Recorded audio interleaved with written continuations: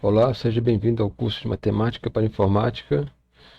Hoje eu vou dar uma aula diferente, uma aula bônus que não estava na minha programação, mas eu acho que esse conhecimento que vai ser apresentado aqui vai ser muito útil para tanto para o nosso curso quanto para as diversas disciplinas do nosso curso técnico.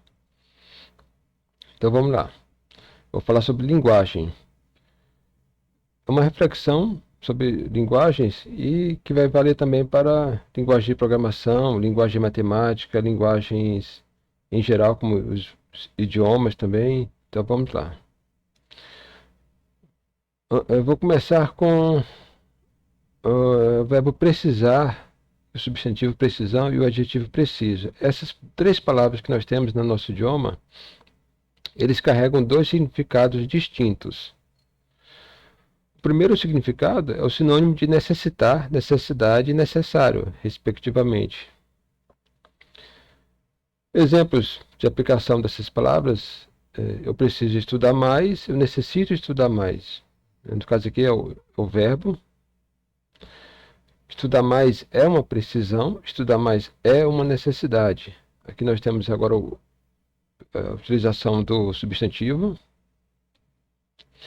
Estudar mais é preciso, estudar mais é necessário.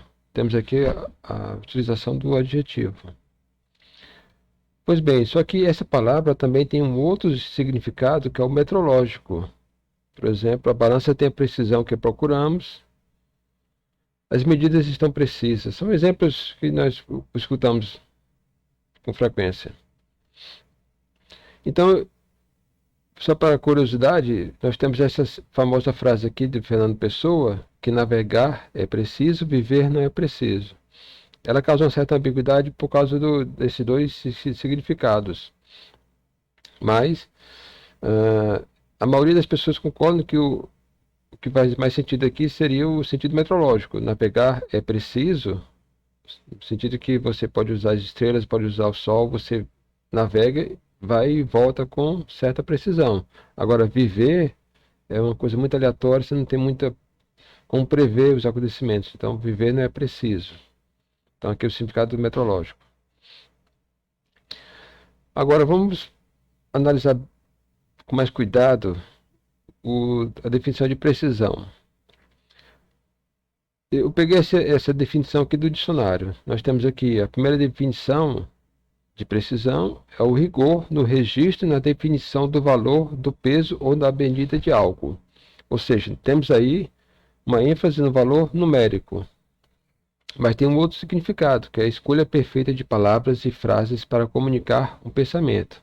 Aí já está relacionado com o valor semântico. E eu coloquei em vermelho porque nós vamos buscar justamente um entendimento melhor desse termo, valor semântico. Então, esquece essa primeira definição, isso aí fica para o curso de metrologia, vamos tratar apenas, aqui no nosso contexto de matemática, do valor semântico. E aí eu vou começar a apresentar uma anedota que é bem conhecida. Em um trem estavam um matemático, um físico e um astrônomo. Em um certo momento da viagem, os três viram uma vaca preta numa colina. O astrônomo falou: que interessante, todas as vacas deste lugar são pretas. O físico, então, ele retruca e diz: tu não foste preciso com as tuas palavras. Se precisa aqui no sentido metrológico. O correto seria dizer que ao menos uma vaca deste lugar é preta. E aí vem o matemático e diz: não, nenhum dos dois foi preciso. O correto seria dizer que ao menos uma vaca deste lugar tem um dos lados preto, pois nós não estamos vendo o outro lado da vaca. Olha só, aqui a ênfase está no valor, a precisão no valor semântico. Então, a matemática tem mais a ver com isso aqui do que fazer contas. Vamos ver. Então, vamos entrar agora no nosso tema da aula, a linguagem. Uma das necessidades mais básicas de um ser inteligente é a comunicação. E para ver comunicação é necessário inicialmente publicar o pensamento. Se o pensamento publicado por alguém é entendido por outrem, então está estabelecida uma comunicação. Então, a publicação dos pensamentos ocorre por onde? Ocorre por meio da linguagem. Então, a linguagem é a ferramenta criada por seres vivos com um certo nível de inteligência para publicar o seu pensamento. Olha só, eu falei aqui seres vivos com um certo nível de inteligência, porque eu sei que os animais, por exemplo, cachorro, gato, eles têm uma certa linguagem, então ele tem um certo nível de inteligência. Eu não sei, eu não sou biólogo, então não sei dizer se, por exemplo, se bactérias, se eles se comunicam, então não sei. Mas eu sei que a partir de um certo nível de inteligência, sim, uma espécie ela pode desenvolver uma linguagem. Então, nesta aula, nós vamos falar de duas atividades humanas que eu considero entre as mais complexas de todas e que as pessoas não costumam parar para refletir o quão complexas elas são, que é ler e escrever. A leitura e a escrita elas só existem porque os seres humanos desenvolveram uma ferramenta maravilhosa, que é a linguagem humana. E existem várias formas dos seres humanos de se comunicarem. Então, existem as linguagens verbais e as não verbais. As não verbais, por exemplo, podem ser sonoras, visuais ou corporais. Por exemplo, um exemplo de linguagem verbal não sonora, aqui nesse caso, seria a linguagem dos bebês. Eles se comunicam, mas através de sons. A visual, nós temos então as placas de trânsito. Corporal, nós temos alguns gestos para se comunicar. Mas o que nos interessa aqui nesse curso são as linguagens verbais. Né? Temos a oral, a escrita e a gestual, porque os surdos e mudos conseguiram desenvolver uma linguagem muito avançada através de gestos, que hoje já são considerados até como idiomas próprios. Mas de todos esses exemplos aqui, o que mais me interessa nesse curso é a linguagem verbal e escrita. E por quê? As linguagens verbais escritas, elas têm grandes vantagens sobre as linguagens verbais orais. A linguagem verbal escrita, ela é mais precisa do que a linguagem oral. Por exemplo, nesse caso aqui, o chá gosta de chá. Eu falando assim, há uma certa ambiguidade, mas ao ler, né, então já percebo aqui que são palavras distintas, com o mesmo som, do chá e chá. Chá com X e um chá com CH. E a linguagem verbal escrita, ela possui um alcance maior no tempo e no espaço. É tanto que hoje nós conseguimos ler livros de 5.000 anos atrás. Então, escrever é uma das atividades mais complexas de um ser humano. Exatamente por isso, escrever não é fácil. É necessário treino, paciência e rigor. E a linguagem matemática é a linguagem criada pelos matemáticos para descrever suas ideias matemáticas. A linguagem matemática ela é muito poderosa e concisa, mas exige um grande esforço para ser aprendida. A linguagem matemática ela é uma linguagem verbal, escrita, artificial e formal. Bom, já sabemos que é verbal e escrita. Agora, o que quer dizer artificial? Significa que ela foi criada, não foi uma coisa, um desenvolvimento natural, como um idioma, por exemplo. E ela é formal.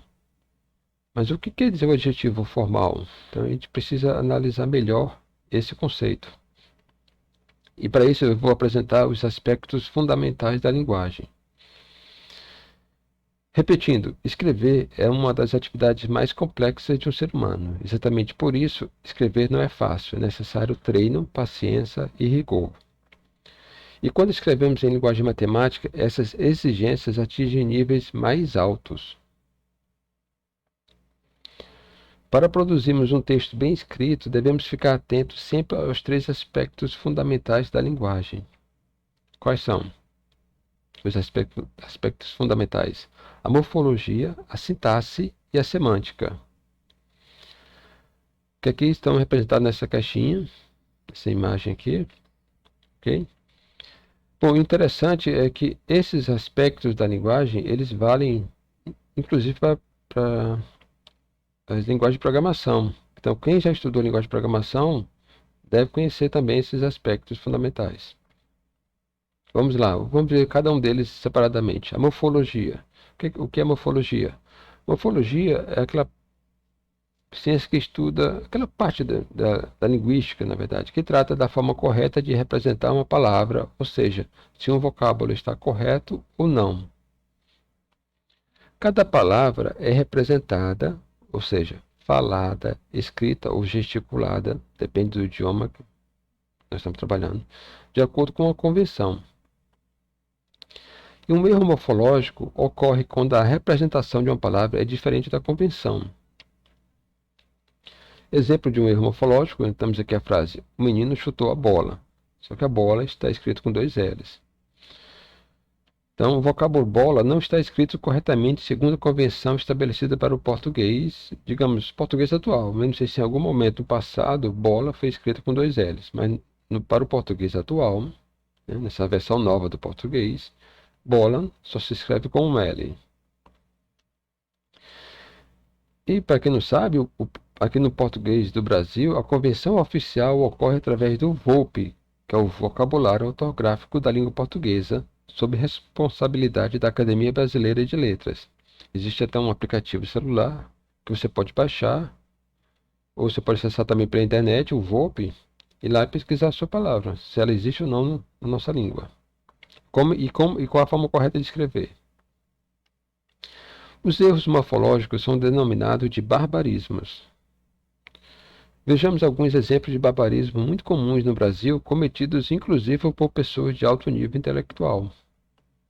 Nós temos como exemplo gratuito, é muito comum ouvir gratuito, mas na verdade a forma correta de falar é gratuito, fluido em vez de fluido, rúbrica em vez de rubrica, circuito em vez de circuito, recorde em vez de recorde e adivinhar em vez de adivinhar. Os barbarismos também podem ser regionais. Por exemplo, eu que sou do Ceará, eu sei que é muito comum ouvir no Ceará a palavra enjoento. E eu sei que quando cheguei aqui no Sudeste eu vi que eu estava errado. Não existe o enjoento no dicionário, certo? É enjoativo. Da mesma forma aqui no Rio de Janeiro, é comum ouvir a palavra pouca, sem o U, tá? Mas a forma correta de falar é com o U. Vamos lá. Sintaxe. Vamos ver agora esse outro aspecto. Ela é a ciência não. A parte da linguística estuda a disposição correta das palavras. A sintaxe ela estabelece regras sintáticas que vão dizer qual é a forma correta das palavras serem dispostas. É óbvio que as palavras não podem se dispor em qualquer ordem, mas devem seguir regras sintáticas. Por exemplo, bola, menino, o chutou. Não faz o menor sentido. A forma correta é o menino chutou a bola. Cada idioma tem seu conjunto de regras sintáticas. Alguns idiomas são mais complexos do que outros, dependendo das regras sintáticas que eles possuem. Um erro sintático ocorre quando a disposição das palavras não obedece às regras sintáticas. Um exemplo no português, a seguinte frase apresenta um erro sintático mais complexo. O menino chutaram a bola. Nós temos aí um erro, que é mais precisamente um erro de concordância verbal. O certo seria dizer o menino chutou a bola. Os erros sintáticos são denominados de solecismos. Vamos ver agora alguns exemplos de solecismos. Elas são bonitas. Qual a forma correta de escrever essa frase? Elas são bonitas. Exemplos. Outro exemplo. Eu vou no banheiro. Muito comum de ouvir, mas está errado. A forma correta de escrever a frase ou de falar, eu vou ao banheiro. Fazem 6 meses que não te vejo. Mais um solecismo. Qual é o erro aí? Faz 6 meses que não te vejo. Ela preparou um suco para mim beber. Temos 2 formas de corrigir essa frase. escrevendo ela preparou um suco para eu beber ou ela preparou um suco para mim. Ambas as formas estão corretas. Estamos juntos há 5 meses. Aqui, então, o erro é na preposição a, que deve ser substituída pelo verbo haver. Então, estamos juntos há 5 meses, com H. Quando ele ver o que eu fiz, terei problemas. Esse aqui é um pouco mais difícil de perceber, também é muito comum de ouvir, mas o certo é, quando ele vir o que eu fiz, eu terei problemas. Eles têm medo de mim. O que está faltando aqui é o acento na letra E, então eles têm medo de mim. Ela comeu a maçã ao invés de uva. Nós temos aqui, então, a palavra invés aqui, que é o que significa contrário, então ela não está bem colocada aí, porque maçã não é o contrário de uva. Então, ela comeu maçã em vez de uva. Tua mãe está sempre entre eu e você. Outra frase também que possui duas formas corretas de reescrever. Sua mãe está sempre entre mim e você. Aí a pessoa concorda com a pessoa, né, de terceira pessoa do singular, já que você está usando o pronome você, passa então a corrigir o pronome tua e passa a ser sua. É uma forma. E a outra forma, tua mãe está sempre entre mim e ti. E aí mantém a segunda pessoa e retira o você. Agora vamos ver a semântica. A semântica é o estudo do significado das palavras e das frases. Dos três aspectos da linguagem, a semântica é o mais complexo. Um erro semântico ocorre quando a frase construída produz um significado falso, cômico ou diferente do que se pretendia. Os erros semânticos são os erros mais comuns e, às vezes, os mais difíceis de encontrar. Mas alguns são bem cômicos, você vai até ver, por exemplo, pela internet, né? Roupas de inferno infantil. Aqui você faz uma análise morfológica, todas as palavras pertencem à língua portuguesa. Você faz uma análise semântica, uma análise sintática e você vê que as palavras estão corretamente dispostas. Mas o sentido, o significado está diferente, está cômico. Assim. Aqui possivelmente houve um erro, trocou-se o V pelo F. Então, isso foi numa loja de roupas. Aqui já em um restaurante, não é permitido comer duas pessoas no mesmo prato. Uma frase totalmente esquisita, com milhares de significados aqui. E outra também, em um supermercado, não é permitido carinho na fila de pequenas compras. Possivelmente aqui foi esquecido uma letra R. Então, mais uma vez, passando uma análise morfológica, todas as palavras estão devidamente escritas, corretamente escritas. Fazendo uma análise sintática, as palavras estão corretamente dispostas, mas o significado da frase está cômico. A juventude é a forca de um país. Isso aqui foi um caso real que eu presenciei. O cedilha caiu. Isso era uma placa que estava na frente de uma escola. As letras eram de metal. E aí o cedilha caiu e aí mudou completamente o significado da frase. E também eu presenciei isso aqui, num cemitério lá em São Paulo. Estacionamento reservado para os usuários desse cemitério. Depois foi corrigido, apagaram usuários e escreveram visitantes deste cemitério. E existem várias outras espécies de erros semânticos que nós damos vários nomes. Nós temos as mentiras e às vezes paradoxos, oxímoros, falácias, sofismas, paralogismo, tudo isso são diferentes termos. Então, é diferente do barbarismo e do solecismo. No erro semântico não temos como dizer que se está errado ou não. Às vezes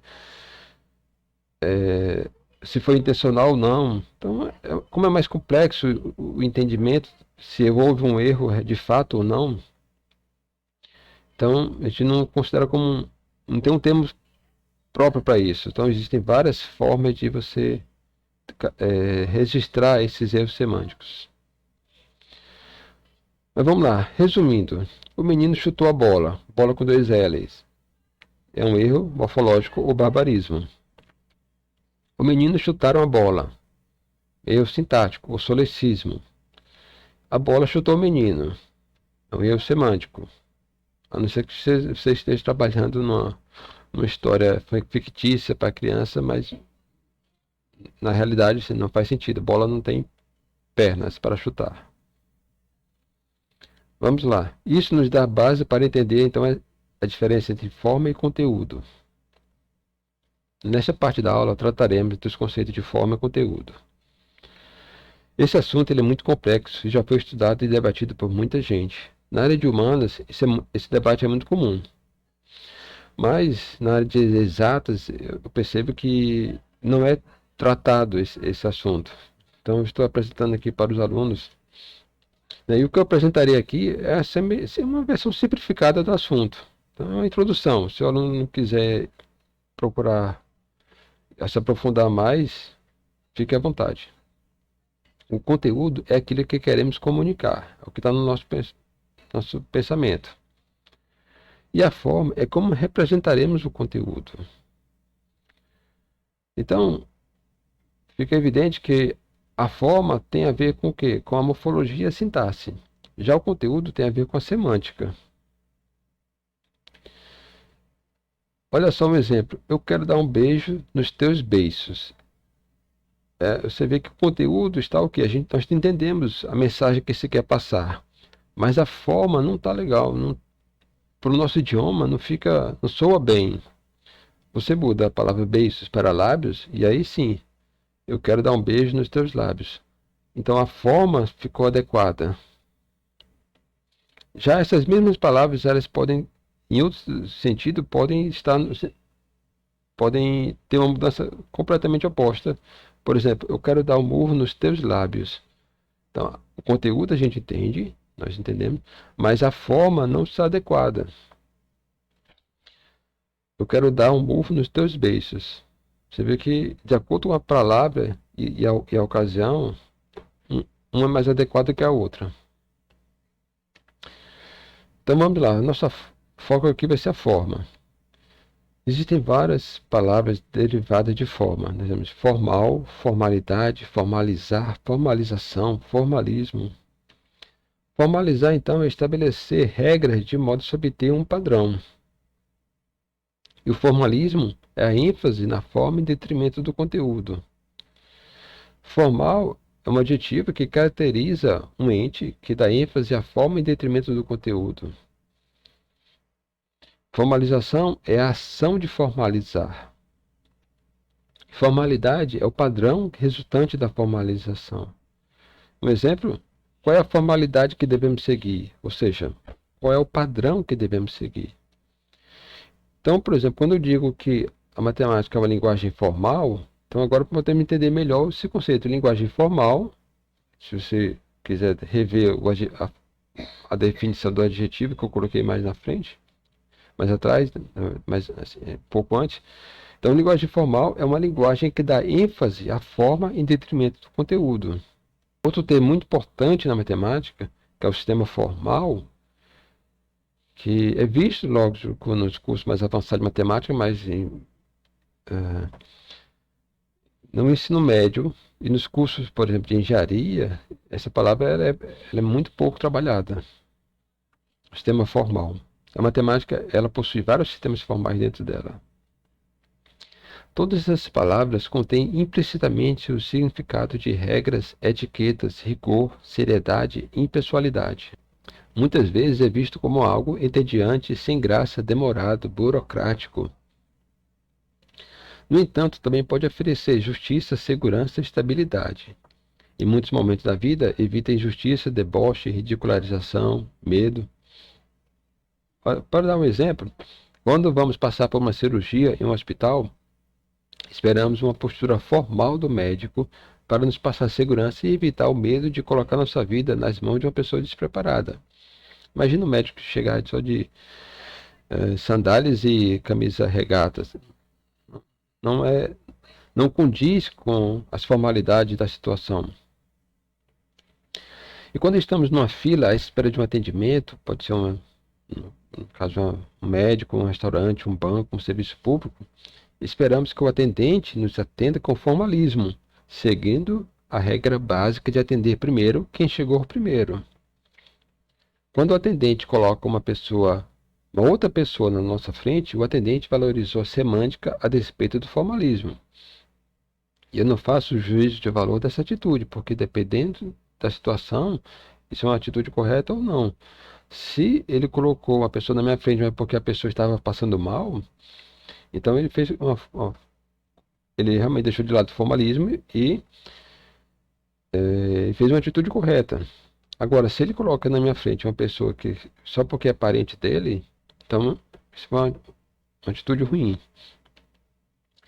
Por isso que tem uma frase muito que me atrai muito, que eu gosto dela, que é: a beleza é um acordo entre o conteúdo e a forma. Ok? Isso vale para pessoas, mas também vale para um texto. Então, você vai escrever um texto, para dizer se um texto é bonito ou não, você tem que ter ali um acordo entre o conteúdo e a forma. Não adianta falar de um assunto interessante, mas com a forma muito feia de escrever, né? Então, é uma frase que vale a pena manter na memória. Existe também a diferença entre formato e forma. O formato é o conjunto das características relacionadas com a disposição física do texto. Um exemplo: tamanho das letras, espaçamento entre linhas, as margens, etc. No caso de texto escrito à mão, o formato também vai estar relacionado com a letra legível, o papel limpo, texto em linha reta, cálculos em uma sequência clara, etc. Muitos alunos inteligentes, por falta de orientação e treino, acabam não passando em provas discursivas por falta de cuidados com a forma e o formato das soluções deles. E o motivo é bem simples. Ponha-se no lugar de quem vai avaliar, né, do professor que está lá vendo várias, às vezes centenas de provas. Então ele não tem muito tempo para ver tudo. Então é o aluno que deve produzir uma solução clara e legível para o avaliador. Vamos lá, vamos continuar nosso assunto de semântica. Nas ciências exatas, nem sempre a semântica é importante. Um exemplo dessa afirmação eu tirei do original de um artigo de um grande matemático. Vamos lá. O que ele diz? Aqui está falando em inglês. O problema fundamental da comunicação é o de reproduzir em um ponto, ou exatamente ou aproximadamente, uma mensagem que foi selecionada em um outro ponto. Frequentemente, as mensagens têm significado. Isto é, elas estão se referindo, são relacionadas com com entidades de algum sistema conceitual ou sistema físico. E estes aspectos semânticos da comunicação são irrelevantes para o problema de engenharia. Olha só, os aspectos semânticos são irrelevantes para um problema da área de exatas. Tá? Essa frase eu tirei de lá do artigo Uma teoria matemática da comunicação. Isso foi escrito por um grande matemático chamado Claude Shannon, que nós vamos ver sobre esse homem em vários momentos do nosso curso no futuro, em outras disciplinas, de criptografia, por exemplo. Então, na matemática, a semântica é ainda menos importante do que na engenharia. E dentro da matemática, em particular na álgebra, a semântica é ainda menos importante. Para a álgebra, não importa se estamos somando números, matrizes, polinômios ou vetores, funções. Não importa sequer se estamos manipulando um cubo mágico ou uma molécula. O que importará são as regras envolvidas e a consistência interna da estrutura abstrata com a qual estamos lidando. Por isso, agora vamos ver uma coisa muito interessante, que é a forma mais clara, mais bela e mais vigorosa. Essa frase eu considero a frase mais importante da aula. Quem escreve de maneira displicente confessa com isso, antes de tudo, que ele mesmo não atribui grande valor a seus pensamentos, pois apenas a partir da convicção da verdade e importância de nossos pensamentos surge o entusiasmo que é exigido para buscar sempre, com incansável perseverança, a expressão mais clara, mais bela e mais vigorosa. Essa frase de Arthur Schopenhauer. Então, você quer que as outras pessoas respeitem os teus pensamentos? Então você mesmo tem que começar a valorizá-los. Vamos resumir aquela frase ali. Ele parte de dois pontos: a convicção da verdade e a importância de nossos pensamentos. Para buscar o quê? A expressão mais clara, mais bela e mais vigorosa. Existem muitas espécies de valores, porém neste módulo estamos interessados nessas espécies, valor semântico e valor lógico. Olha só a conexão com aquela parte lá inicial da aula, o valor semântico. O valor semântico de uma frase está na proximidade ao verdadeiro significado daquilo que está na nossa mente. Okay? Então, quanto mais próximo a gente conseguir expressar através de palavras o que está no nosso pensamento, então mais preciso será, mais no sentido de valor semântico, tá? Então vejamos um exemplo. Eu falo, isso aqui é uma frase minha, coloquei aqui meu nome. Seja esperto. Uma forma clara de falar. Falando para alguém. Mas, existe uma forma mais bonita de falar isso. Um poeta ele vai buscar uma forma mais não só clara, mas mais bela também. E aí nós temos aqui um trecho da letra da música Malandragem, onde o poeta diz: eu só peço a Deus um pouco de malandragem, pois sou criança e não conheço a verdade. É uma forma bonita de falar. É bela, é clara e bela. Agora, olha essa frase: sede prudente como as serpentes, mas simples como as pombas. É uma forma clara, bela e vigorosa. Para atingir um nível desse, é mais difícil.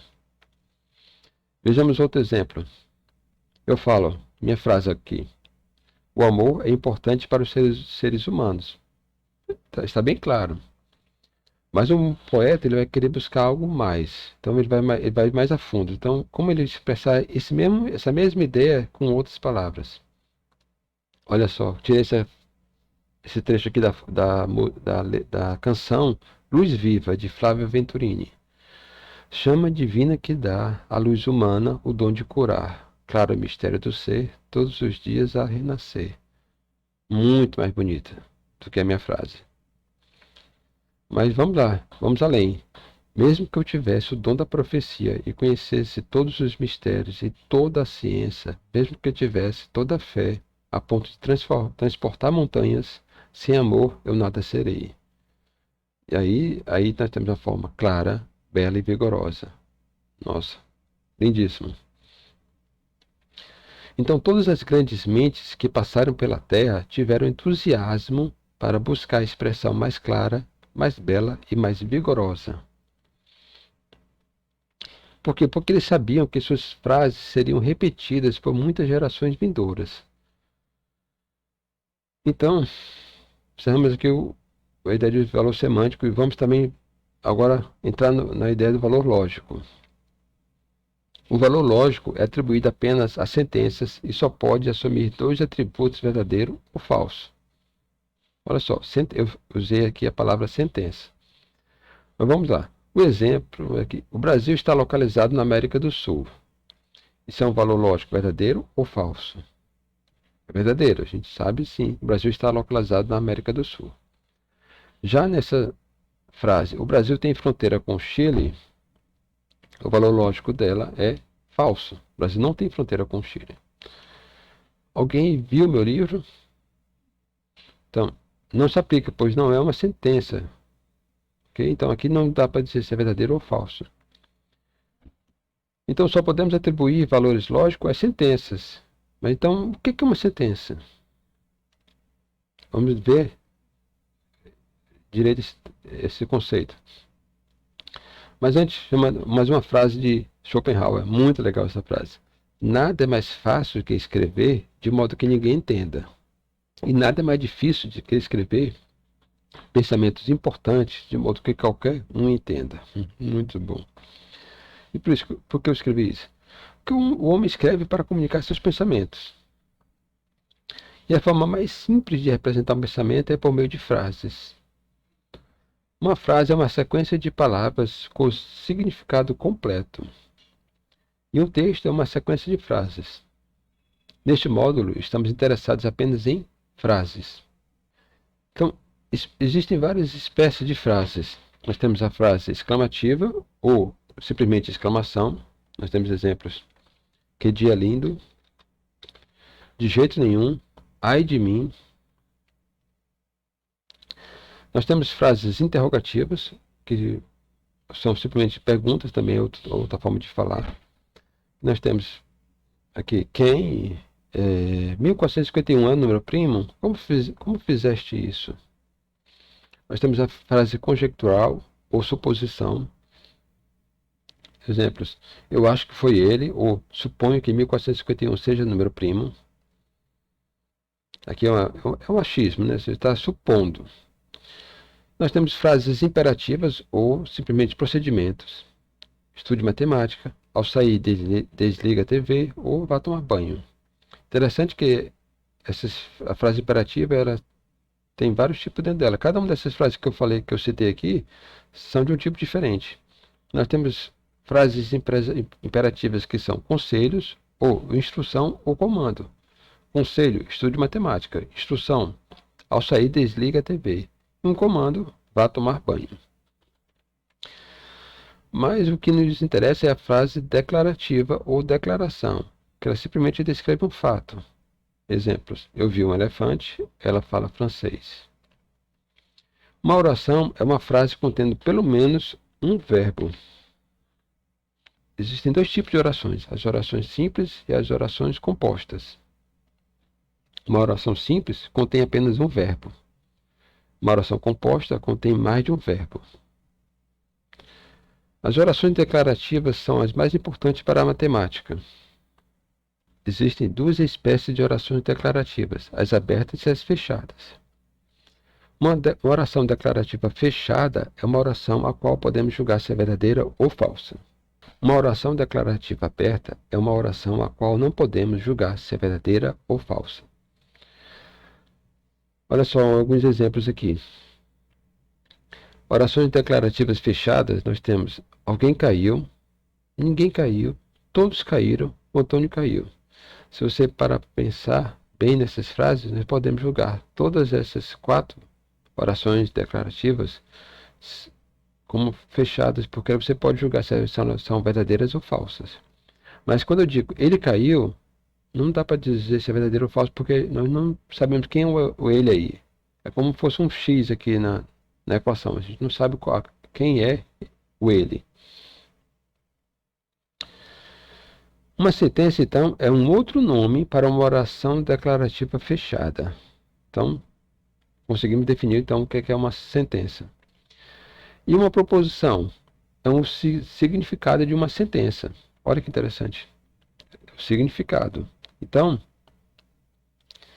nós temos aqui um exemplo. A neve é branca, está escrito em português. Snow is white, está escrito em inglês. Schnee ist weiß, uma frase em alemão. Todas essas sentenças, o que elas têm em comum? Elas referenciam a mesma proposição, uma forma de falar. Ou então você pode dizer, todas elas apontam para a mesma proposição, ou todas elas significam a mesma proposição. Então, captou aí a diferença? A proposição está relacionada com o conteúdo, com o nosso pensamento. A sentença é a forma que nós vamos definir, vamos representar, na verdade, vamos representar essa proposição. Aplicaremos agora à matemática os conceitos vistos nessa aula. As sentenças abaixo. 1 mais 1 é igual a 2. 1 plus 1 equals 2. E aqui, usando ideogramas matemáticos, são todas sentenças que referenciam a mesma proposição. Já este aqui Não, é uma frase, 5 mais 3 vezes 2, mas não é uma oração, pois falta um predicado. Cadê o verbo? Isto é uma oração interrogativa. 1451 é primo, mas não é uma sentença. Isto é uma oração declarativa aberta, mas não é uma sentença. X mais 2 igual a 5, não sabemos se é verdadeiro ou falso. Agora, estas são orações declarativas fechadas.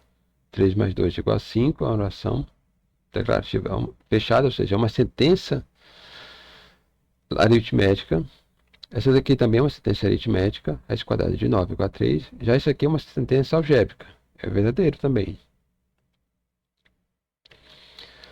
Então, habilidade que nós desenvolvemos quando estudamos matemática: objetividade, raciocínio lógico, linguagem precisa e o detalhismo, que em inglês se chama olho de águia. Então, você estudar matemática traz todos esses benefícios aqui.